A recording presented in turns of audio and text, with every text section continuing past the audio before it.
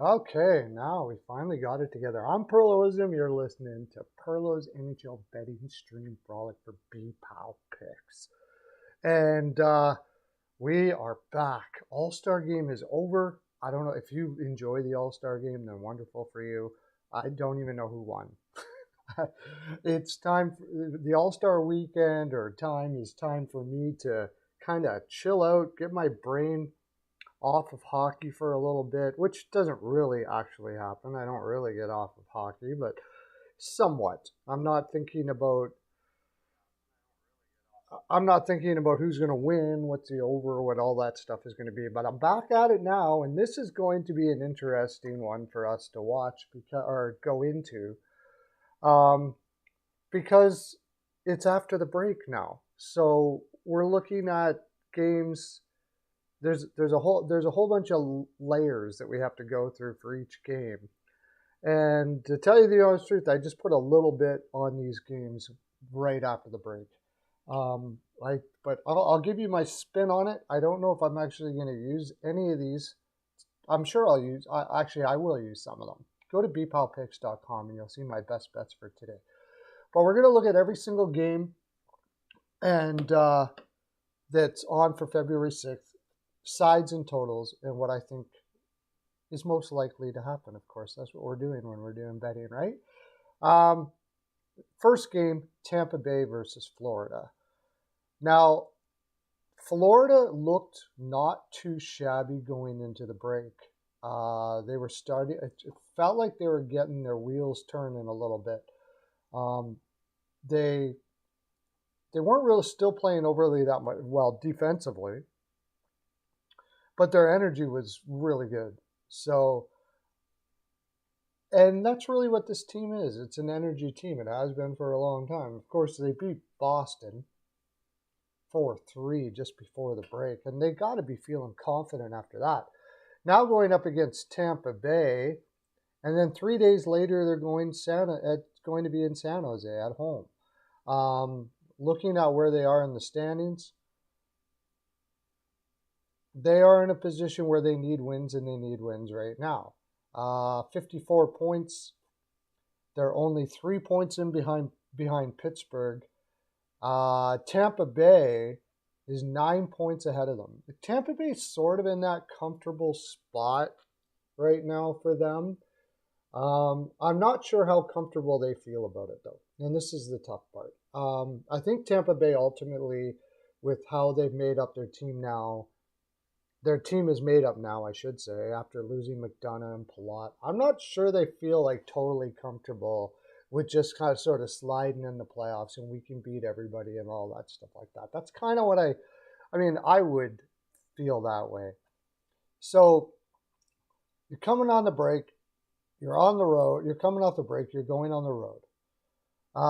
In some ways, that's an advantage coming off a break because now you've separated yourself from everything you've done. You've also, I find that road teams have to prepare a little earlier to get ready for the season because they have to get on the plane and all of those sort of things like that. And they sort of leave the environment they were before, that relaxed environment they had for the week, and go into the new environment.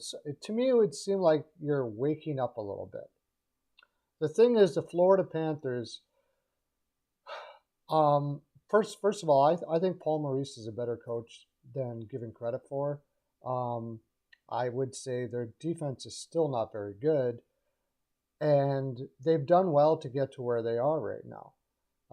Considering the fact that they lost Uyghur, they lost Huberdeau, they've had to restructure themselves around Matthew Tkachuk, and I think it's quite possible they could take a good run here in the second half.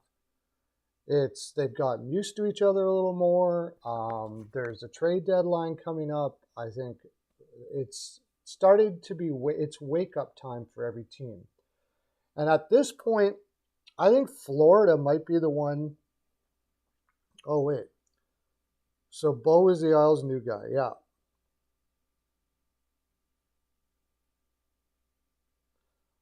Yeah, but with Uyghur, their defense was significantly better. I mean, If you've got a Stahl playing in your top four, that's just not what you want. You know what I'm saying? It's um,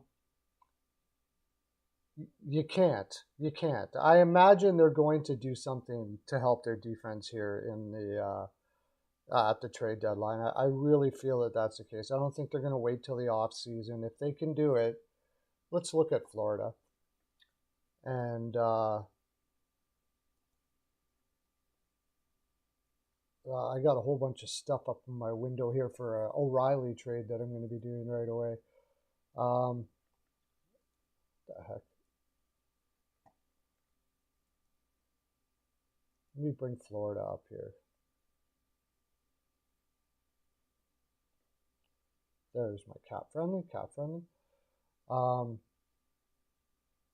By the way, Bobrovsky will be in net today. And that's like saying, I mean, you're kind of in trouble that way too, goaltending wise. If it's like important that Bobrovsky's going to be in net. I mean, Lyon was in net. He did the best he could. He's obviously not an NHL goaltender. However, I just feel like there's going to be a lot of confidence going in here. They got Bob is back. Apparently, let's look at the depth chart here. Make sure, hopefully everybody can see the depth chart when I do this. Yeah, Mark Stahl playing top 4 minutes. 36 years old. He really hasn't been good for quite a while now. Certainly not getting better. And I honestly think that I definitely think they're going to do something to rectify that. You don't want to have a 36-year-old guy that's playing in your top 4. I do think Florida is going to be, there's no reason for them not to go for the playoffs this year. They gave up their first round pick to where did they get Sherratt from? Montreal, was it? My brain hurts. Yeah. Anyways, yeah, it was Montreal. They gave up their first round pick, so they're not tanking. The goal here for the rest of the way for the last 30 games is going to be to make the playoffs. The question is, how are they going to go about it? They don't have their first round picks. They don't have, they're not swimming in prospects or anything like that. Anthony Duclair has started skating again and should be ready for them. Yeah, they don't have first round picks, right? I had Buffalo making the playoffs to start the year, so I'm going to say that, they're going to make a good go. I'm not as confident as I was in the beginning of the year. They do play really nervous at home. They still play like a young team. And, they could do it, but their confidence level has got to get a lot higher in more situations that even if they did make the playoffs, I think they would get absolutely destroyed. But I was thinking maybe they might look at trading Sam Reinhart. And there's probably a market out there for them to get themselves a left defenseman when Anthony Duclair comes back. Matthew Tkachuk can take that top and pairing, and you could put Duclair here in the second. And, it's not perfect, and I don't think there's going to be much they can do in the playoffs. And I think Florida knew it was going to be a struggle here. But I did agree with the trade, and if you're going to build around a player, Matthew Tkachuk is the guy you want to build around. So once you get, the old saying, once you get in, you never know. But it's highly unlikely they would do much if they made the playoffs, even if they did add a defenseman. There's talk of Chychrun. I heard there's lots of talk of Chychrun going to Toronto. That he took down his Coyotes, like on his Instagram or Twitter or whatever. He took down that he's part of the Coyotes, and he started adding a whole bunch of Maple Leaf players. It looks like he's heading to the Maple Leafs. Like, there's a really good indication there that he is. But anyways, for this game itself, the defense not being that great aside, all of that sort of thing like that, I think Florida is going to come out like a bat out of hell for this game. Tampa, I mean, I'm sure they want to win, but I think if you're going to take a team right now that needs it the most and is going to really be focused coming out of the break, I would say Florida's that guy. Florida's that team. Also, Paul Maurice is really good at getting teams focused after breaks. It's a weird thing. I don't have any stats to prove it, but I don't know how many times I've seen a Paul Maurice team win in spots where they shouldn't win, like coming off of long road trips, from like a Western trip to an Eastern trip, or when he was in Winnipeg, vice versa. They used to win those games an awful lot. So I think I'm going to throw a little bit on Florida here, is what I'm trying to say. As far as the total, oddly enough, these teams have played to the under quite a bit. Together against each other. They played under. It's a 6.5. I don't want to touch it though. I know they played to the under quite a bit, but I mean, Florida has been playing as an over team for quite some time now, obviously. And Tampa against LA, they won 5-2. That was a game that they won going into the break. They were on a 3-game winning streak going into the break where they beat Minnesota, Boston, and LA. And you say, well, they're going in with a lot of confidence against Florida. Did they ever not have confidence, though? I mean, I don't really think so. But they were on a killer run. They had won 8 of their last 10 games, which really has me wondering whether I want to take Florida here. How much are they paying? How much is it paying to take either one? See, minus 149 on Tampa Bay here. I'm not going to do that. I just doesn't feel like a good spot for them. They could still win the game, of course, but I don't want to lay at 149 against on a Florida team that is gung ho to make the playoffs the way they are right now. So I think I'll a little bit on Florida. And I mean, how do you Bobrovsky in net against Vasilevsky? It could be a tight game. I think it's going to be hard fought.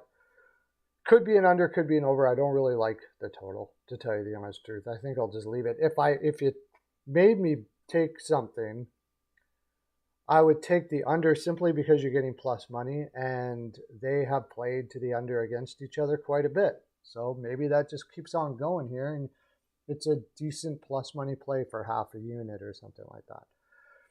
The Islanders versus the Philadelphia Flyers, and I guess we can't discuss this game without discussing the actual trade itself. It just reeks of desperation here from the Islanders. But I'll play devil's advocate because a lot of people are saying it was not necessarily a bad trade, but a bad signing. And going by what Horvat has done in the past, I can't really argue that. I mean, he's been primarily putting up second center numbers, and they're paying him $8.5 million a year for what? How old is he?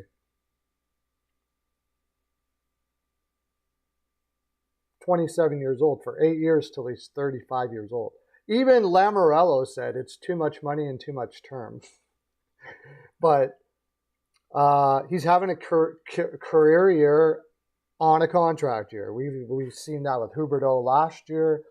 We saw that with Kadri last year, and we see how they are this year.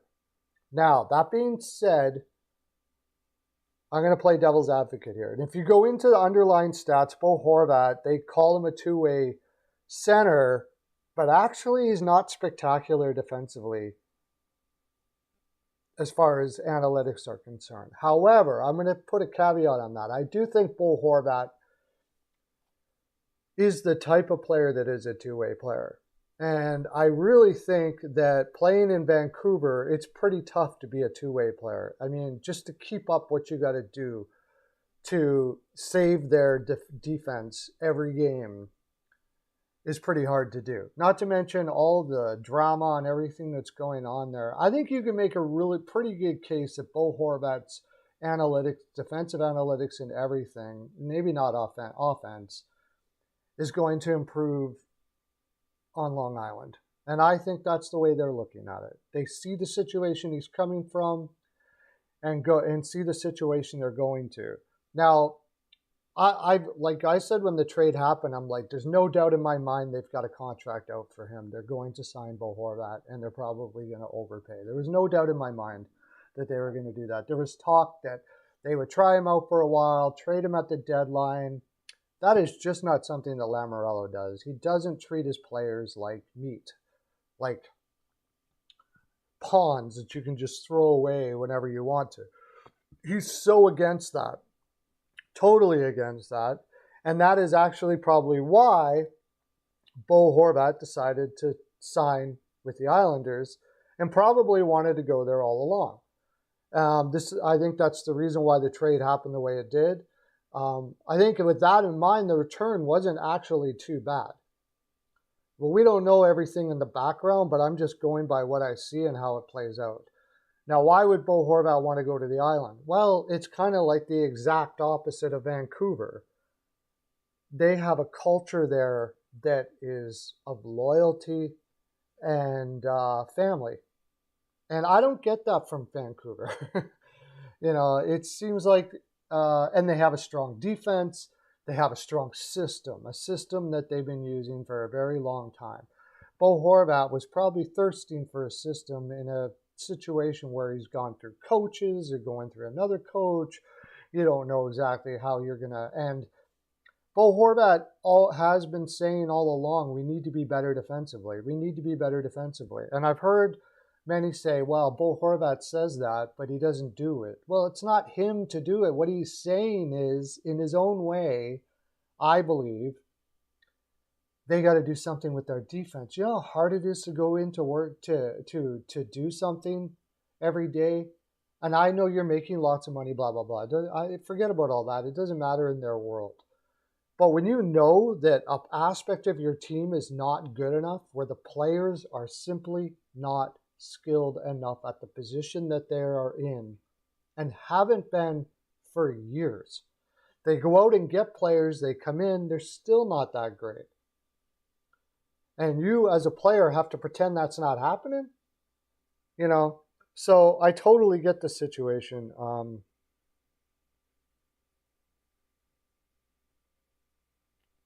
Congrats on TK. Didn't realize it until now. What was that about?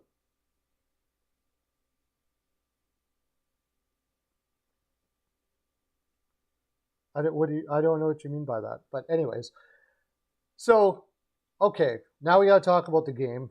We talked about the Horvat trade. I didn't finish it actually. I think it's possible that he plays kind of into this contract here in Long Island. I think his defensive analytics will probably get a lot better. I think he is the type of guy that will play both ways, and he's a smart player. I'm not sure. I don't think he's going to have the offense here as he would, and we're in Vancouver, where it appeared to me that he was really padding the stats there. He wasn't playing well defensively this year. He was really trying to get offense out of that lineup, and he kind of just said, "Look, I'm not going to play defense anymore for you. Like, I'm not going to play for the defenseman anymore." And I get it. O'Reilly kind of felt like that in St. Louis as well. But here, I think things will change. And actually, it's very possible that he actually plays into this contract not too bad. I will say that. That being said, I don't know if this is, does this put, I think this mirrors pretty much what you've heard anywhere. Are they really a contender with Bo Horvat? I imagine there might be somehow another move to be made here some way. I'm not sure. But are they better? Sure. Now, going into this game, I grabbed this at a 6 for the under early. And now it's at 5.5. I believe it's 5.5 now, yeah. I don't know if I would play it at 5.5, but I grabbed it as a 6 as soon as it first came out. And the reason why is, and people are going to be like, why would you grab the Islanders at a 6 now when they got Horvat? Well, because he hasn't played with anybody in that lineup yet. It's not likely that the offense is just going to go boom because you picked up Horvat right now. They haven't been able to score before the break, and that's probably why they made this deal. But I don't think it's very likely the team that hasn't, or a guy comes in and then all of a sudden there's chemistry the first game. He doesn't know the system yet. He doesn't know anything about it. Actually, to tell you the honest truth, I think they probably should be playing him in lower lines and keep his minutes down for now. That's something that Brindamore is known to do when they get new players until they work, but they're not going to. And I just think there could be some fumbling of the puck and stuff like that. Will the Islanders win the game? I'm just going to watch this, I think. It's a good price at minus 124 to take the Islanders here. Philadelphia coming off of a break. Tortorella is going to have this team going. I could see them winning this game. I just think it's going to be a tight game. Maybe even looks like there's a lot of chances, but a lot of passes being missed and all that stuff coming from the Islanders. And if that is the case, Philadelphia could creep up and take this game because they are not going to be coming into this game dry. Like they're going to be. It's a Tortorella-driven team. They're going to be ready for this game. Philadelphia is going to be ready for this game, and they're going to want to win this game. They're not trying to tank. They don't, in the sense, in the room, anyways. So I'm not taking a side in this game. I'm not going to touch the side, I don't think. They played 7 of their last 10 to the under against each other, too, which is... Now, the Islanders have owned Philadelphia in the last 10 games, 8-2. 9-2 straight up in their last 11 games against Philadelphia. Does it say anything about what they are in Philadelphia? And the total's gone over 8 of Philadelphia's last 9 games at home. And that's mostly, I think, because, let's take a look at it here. Philadelphia they won 4-0 against Winnipeg just before the break after they had lost 3 in a row, and I believe they were on the road. In those games, they did score 3 to 4 goals in each game. I just think that's going to be like doing that against Winnipeg was in a bad spot. LA isn't. I mean, they have the goaltending is a serious issue there, and Winnipeg I believe is going to regress. So, but it's still some fairly good teams that they scored against. I don't know. Maybe you look at Philadelphia team total over 2.5 here, but I already got the under in, so I probably won't. 1K. Congrats on 1K. That's what you're saying. Yeah, I've had that for a while now. I didn't, because I had a crack in my screen. I didn't quite see what that was saying. So anyways, I got the under. I guess I would lean the Islanders. They're probably going to be, at the very least, really good energy here. One thing I might look at is Horvat over 2.5 shots. Because if a player doesn't know their teammates all that well, quite often what they do is they won't pass a lot. They'll get the puck and shoot it. He's going to be excited to be there. He's going to want to make an impression. He's going to want to. I think if you can get him at over 2.5 shots, I would look at Horvat over 2.5 shots. Maybe Horvat to score a goal too. Why not? Throw that in there as well. Vancouver versus New Jersey. Again, okay.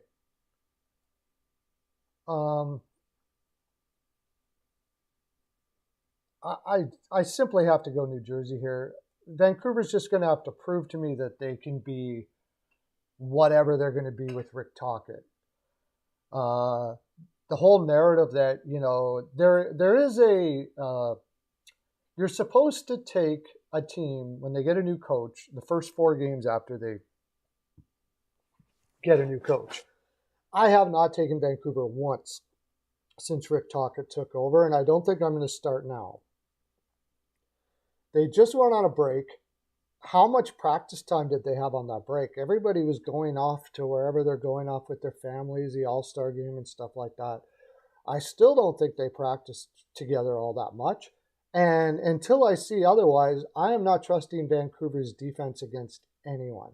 Certainly not against New Jersey, who came out pretty solid. Or sorry, what happened for them on the break here? Yeah, they beat Columbus. Okay, on the 27th, they lost to Seattle and they beat Columbus. Doesn't really tell you all that much. They were kind of struggling a bit.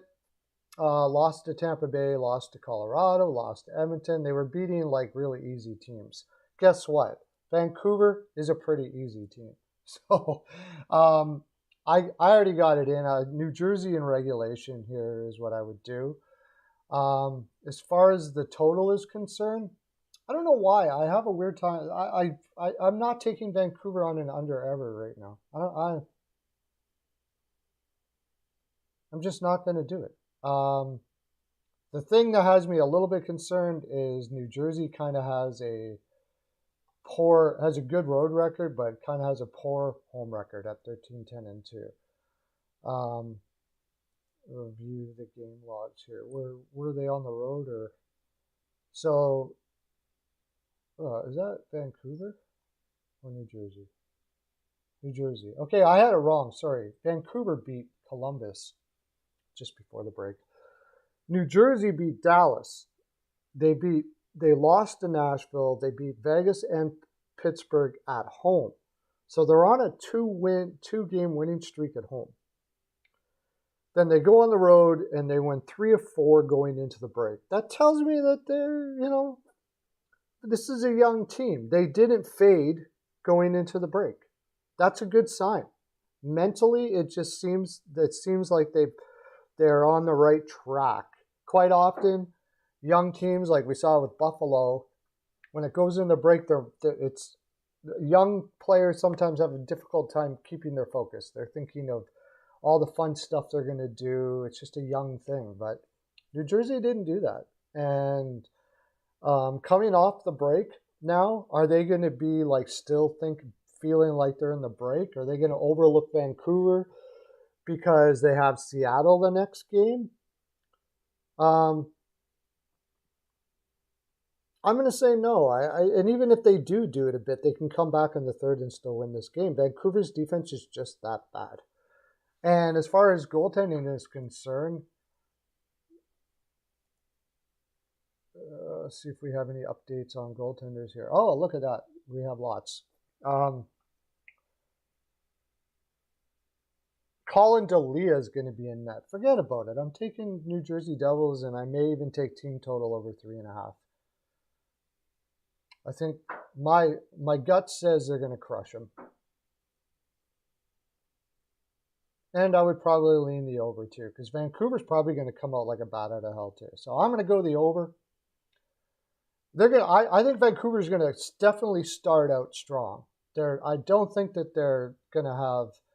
I'm going to bank that Tocchet does that. This is going to be a really interesting game to see where Tocchet has these guys. Because if they come out with swamp legs to start this, man, that would be terrible. That would basically, to me, feel like this is a defeated team. And remember, they lost Horvat too going into this. So now, not having Horvat in the lineup too, I don't know how you take Vancouver here. The only thing I can think of is that it's sort of a wake-up call for them. And of course, you have the possibility here that it's over. They can kind of go, okay, it's over now. This is sort of our team. A lot of guys get some opportunities here, like Dakota Joshua is getting the second line, and Vasily Podkolzin comes up now from the minors. He's going to get an opportunity. So I think they're going to give it a good go. I think the energy level for Vancouver should be good. I don't think they're going to come out and be all, oh no, now we lost Horvat. we're screwed. If they are, Talcott's got a lot of work to do, because you would think this would be a wake-up call and a huge opportunity. Also, like we were talking about with the Islanders, Anthony Beauvillier, they're going to put him on the top line here. He's never played with these players before. So, again, difficult situation, haven't had a chance to practice with each other, all of those sort of things like that. So I think it's going to be, I think Vancouver is definitely going to be energized and play hard. I just don't think that the chemistry and everything can be there, is going to be there. And also, and just get back to the fact that their defense is porous. Luke Shen, I heard that they might get a first for Luke Shen. That is ridiculous. I'm sorry. He's not worth a first. He shouldn't be in your top four. Neither should Oliver Ekman-Larsson in this stage of his career now, which he's only 31 years old. But I mean, he's been on the downturn for a very long time. And with D'Elia and net, I think New Jersey's going to fill him up, man. We'll see. We will see. Next, Calgary versus the Rangers. And this, like, again, these are such intriguing games, because the New York Rangers have a tendency to not win in bad spots. And really, this is kind of a bad spot for both. Apparently, they're putting Halak in net. I think I was on the under in this game, but if Halak is in net, I'm not going to touch that. And it sounds like he is, although he has played better. And Markstrom is in net, and he just hasn't had a great year so far. Now, the thing about Markstrom is he actually usually plays fairly well coming off a break. I've been saying it for a long time. Markstrom's not a guy that's going to play 60 games. You need to play him like 45 and have a really good backup with him. I don't know why that is. I don't know if it's mental, physical, whatever the case may be, but he doesn't seem to do well if you play him too much.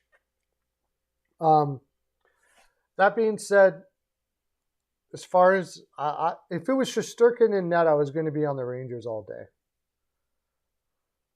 With Halak in net, I'll probably still look the Rangers. I just don't trust Calgary. I don't trust Calgary. The Rangers have a 13-9. I don't really trust the Rangers either, but I think I'd rather trust them at home. The big thing here I'm going to want to see, I don't know if I'm going to put a play on this or not. I want to see how Calgary plays. I mean, this is what Sutter was there for, to prepare this team for times like this, coming off of breaks, being ready, being prepared, and all that stuff like that. And this year, this team has not done well that way. But from what I've seen, it's mostly because they're playing tight. And I want to see if Sutter has it in him to now start lifting this team up and helping them have confidence rather than beating them down. He's been beating them down,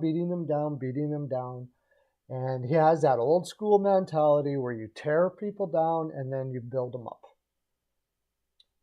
There is something in me that thinks that this could be, Sutter is now starting to do the build-up mode, and Calgary could go on a run here.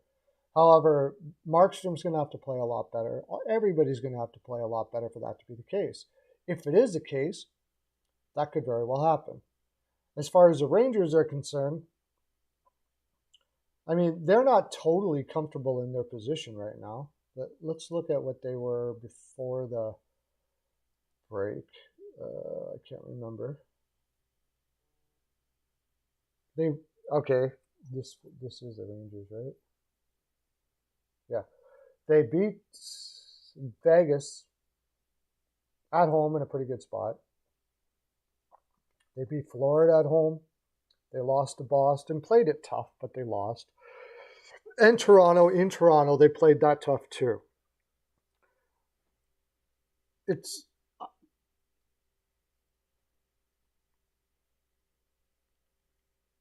I got to go the Rangers here at home.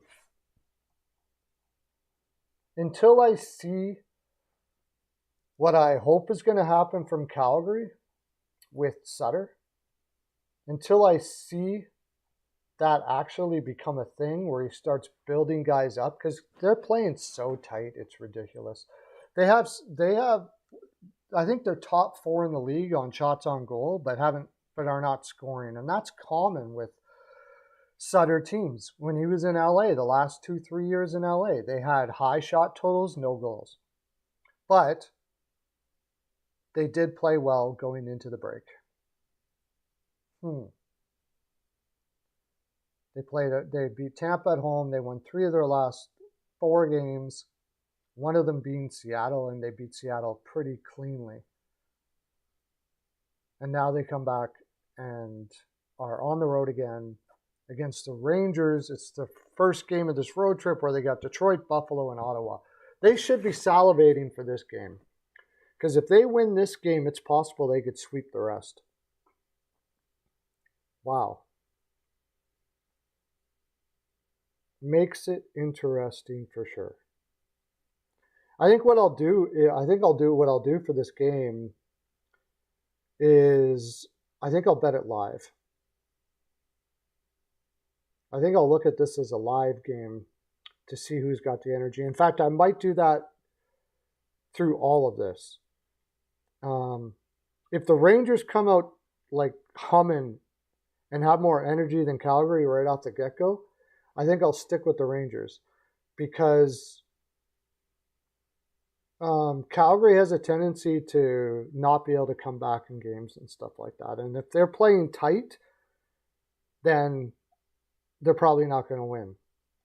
And honestly, something in me thinks that Sutter is going to change the narrative here for Calgary now. Something in me thinks that Sutter took this break to really get a much more positive energy going on in that team. So we'll see how it works. I would now lean the over with Halak in net and Markstrom in net. How do you not? How do you not lean the over with that? Because, I mean, both of them have struggled to a certain extent this year, especially Markstrom. So, okay, next, Anaheim, Dallas. And like, none of these, you would think this would be an easy game. Anaheim's not very good. But Anaheim was on a 3-game winning streak going into the break. And honestly, they were looking not too bad. They were scoring lots. And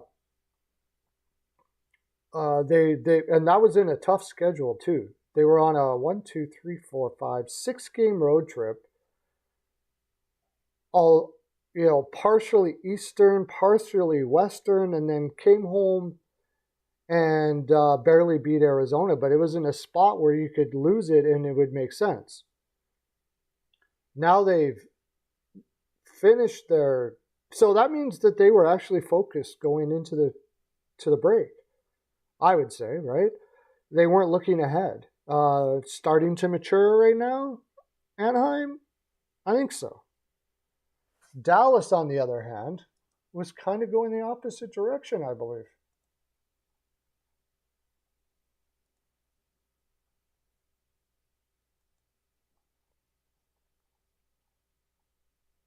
Yeah, lost 3 in a row. Lost 3 in a row going into the break, albeit tight. They were tight games. In fact, there was overtime all through there, I believe. So are they going to come in pissed? Think about it this way. Dallas had 1, 2, 3, 4, 5, 6, 7, 8, 9. It had only won 3 of their last 7 games.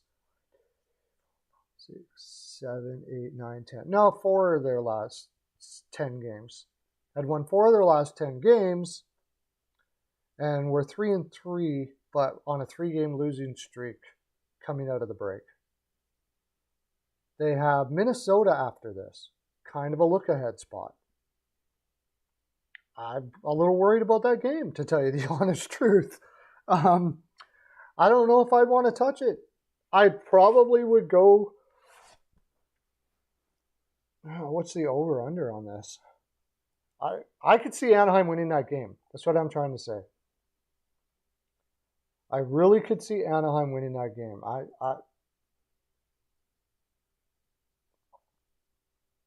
Plus 215. I certainly don't want to go Dallas in regulation. I want to see. There's so many things I need to see from a lot of these teams that are playing today that really have. Is Dallas now fading? Did they need the break? Were they tired and now they're energized and they're going to come back and crush like they did in the beginning of the season? Dallas Eakins is a very patient coach, and I think he's a very good coach. A lot of people don't agree with me.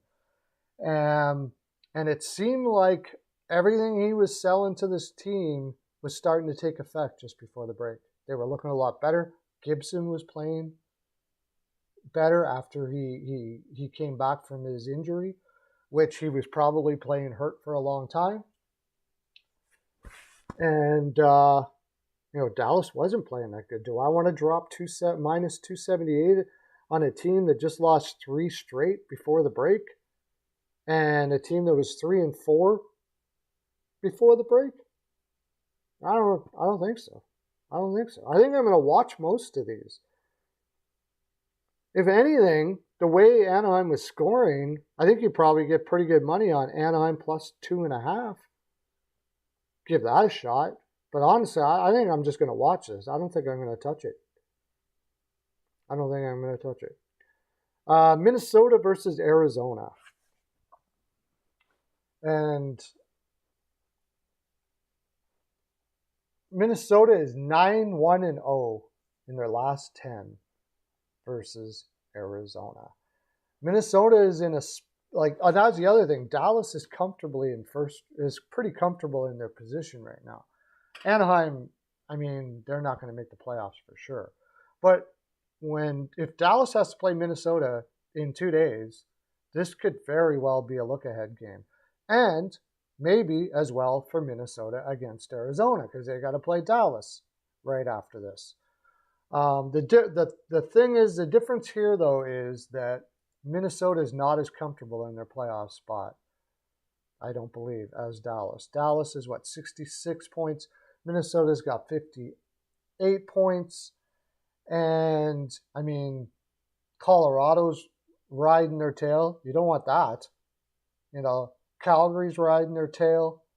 They are barely in it. I think Minnesota's going to be. I'm going to bank here that Dean Evison has his team set and focused for this game. I don't see an overlook here. The problem is I doubt there's much value in taking Minnesota here.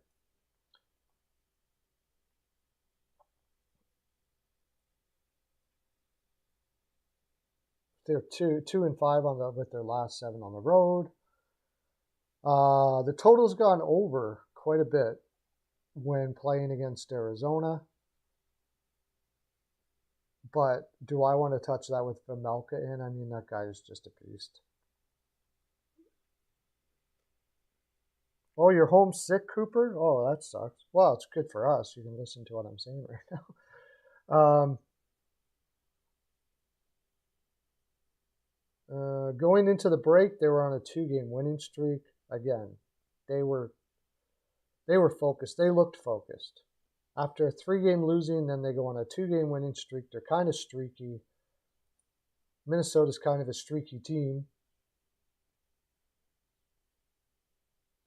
Over under 6 and minus 278. I would take Minnesota in regulation, but it's like that's going to be like minus 165. I'm not sure I'd want to go minus 1.5. These are really tough games. It's just simply because it's the first game after the break, and there could be a whole lot of things happening here. Where is everybody's heads? Dallas is a veteran team. You would think that they would be prepared for this, but I don't know if you know this. Jamie Benn and Sagan like to have fun. They like to have fun, man. And I just could see them overlooking this game. I think they will end up waking up and probably winning it. Minnesota, I do like that. I think the way I might go, and I haven't really put much in for picks as of yet, like hardly anything. But if you want them, you go to bpowpicks.com. I'll send you a link if you want it. Comment in the comment section. You can go check it out, peruse it. We have a 3-day trial. You can do all that kind of stuff like that. We're up like 120 units already in the hockey season so far. So we're doing well. Always do well. 600 units last season. So money is there to be made, and it's a lot of fun. But I think what I'll do is I'll 2-pick parlay a lot of these. I don't generally do that, but until I see where all these teams are, their heads are at, and I'll live bet a lot of this. I think I'm going to do a lot of watching tonight and live bet a lot of this. So if you want to be part of the live betting, you can get in for $10. The day pass. I also have some basketball picks in there for you already, which we did really well over the break, actually. We went 4-1 on NBA on basketball over the NHL break. So you can get in there and go live bet. Another thing you can go to is Pearlo's NHL POW, my Twitter. And I throw live bets on there every once in a while. Pearlo's NHL POW. You can go there and sign up to my Twitter, and you can get live bets that way completely free. So those are my picks. Let's go over them real quick. I'm going to put a little bit on Florida. I just think that they're going to be fairly motivated in this game, and they could hold off Tampa Bay, hopefully defensively, if they play.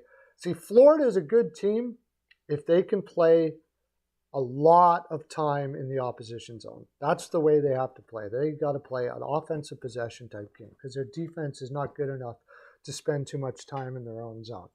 And to do that, you need a lot of legs. And since they have fresh legs, I think it's possible that they do very well that way. I also think I like the over first period in that game. Islanders versus the Flyers. I'm leaning the Islanders, but I got the under at 6. I don't really recommend it at 5.5, especially since Varlamov is going to be in net. Vancouver, I got to take New Jersey. I'm probably going to look to the team total over. Got to see what that pays. Calgary Rangers. I would take the Rangers at home. What is it about the Rangers though? Something just it doesn't seem to be. They're not a great 5-on-5 team, and that's always a concern for me. I don't like taking bad 5-on-5 teams. I don't think there's going to be a lot of penalties here, so it's a Western team against an Eastern team. Not a lot of hate there. But they were doing really well going into the break, so I'll take a chance that they keep that going after the break. Dallas versus Anaheim. Surprisingly, I could see Anaheim. I may just, what are you getting, plus 1.5? I think I'll take Anaheim plus 1.5. Minus 110. I think Anaheim's going to give her a good go here. Also, though, they could revert back to their old ways. They could have had a lot of fun because they're a young team, although they were focused going into the break, maybe not so focused coming out, and Dallas could absolutely romp them. I just think it's a decent spot for a look-ahead spot, and because Anaheim was doing so well before the break, I don't want to throw on minus 278 on Dallas. And I'm not really comfortable doing it in reg. They lost their last 3 games going into the break. So it's not a price I want to pay with Dallas. And Minnesota, Arizona, I think Minnesota's going to be focused here. They were focused going into the break. I think they're focused coming out of the break. And I think they beat up Arizona here. All right, that's my full 42. Thanks for listening all. I'll be trying to do this in the mornings as often as I possibly can if I'm not working my other job. Hit the like button, subscribe, check out my Twitter, and go to bpalpicks.com. Make yourself some money, have some fun. That's what we do there. You don't put your mortgage on it or anything like that. But for $100, you won't lose. Very seldom, I don't even know when the last time it's happened, that somebody's lost their money. Like, you don't lose your money for $100 if you're playing $10 or $20 plays and stuff like that. It's like basically having fun for free. bpalpicks.com. Okay, everybody. Have a great day. Thanks for tuning in. Okay, bye.